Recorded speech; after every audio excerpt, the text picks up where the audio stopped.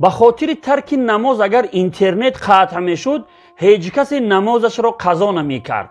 به خاطر ترک نماز در جای کار اگر جریمه می شدیم هرگز در جای کار نماز را قضا نمی کردیم.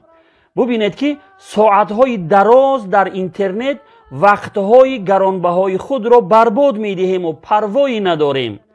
کار برایمان مهمتر از نماز است که به خاطر آن نماز را ترک می کنیم. از نماز دیده کار برایمان ارزشمند و مهمتر است. نماز برای ما یک چیزی بی ارزش است. اگر ارزش آن را می دانستیم و درک می کردیم هرگز به خاطر کار نماز را قضا نمی کردیم. قسم به ذات الله که همان لحظه های اولی که به قبر می درآییم قدر و ارزش این نماز را می فهمیم و درک می کنیم. حتی یک سجده کردن هم برایمان چقدر ارزشمند می شود. آرزو می کنیم که زنده شویم و اقلا یک سجده کنیم ولی نمی توانیم.